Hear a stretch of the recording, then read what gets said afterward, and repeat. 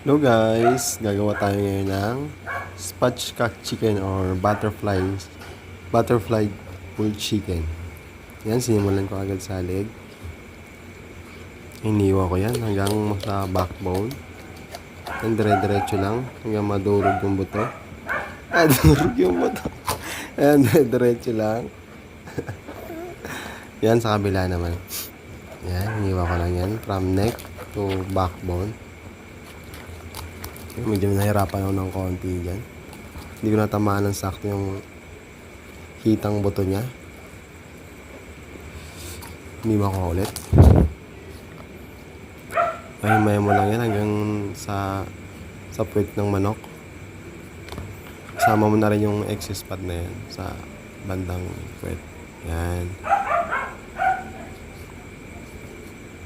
Yan, okay na. Tanggal na yung neck with backbone. Masarap yan pang tinola.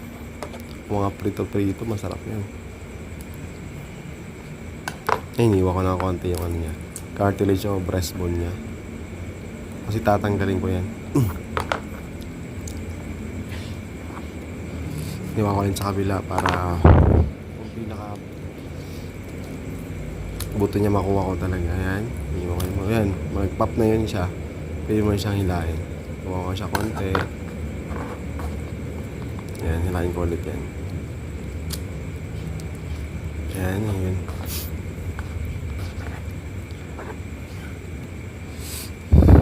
Para ma-flat natin na maayos yung manok. Yan, okay na. Tanggal na. Tanggal na yung cartilage niya. Malinis na yung dibdib niya. Babalik ta rin ko yan. Linis ng konti. Yan. Yan, inayos ko lang yung papak niya para maluto yung parang kilikili niya. Para pantay yung pag niluto, pantay siya pag niluto. Yan. Masiwas na konti. Yan, hiniwaan ko yan para nga rin maglalagay kayo ng mga seasoning o mga powder dyan. Anong papahid mo dyan sa manok. Mas didikit yung lasa niya. Mas papasok sa laman niya yung lasa. Yan, dalang hiniwa. Sa hita, sa dibdib, dalawa para may malaki kasi yan, kaya dalawang ginawa kong hiwa. Yan, okay na. Tago lang konti ng bato. Yan, okay na.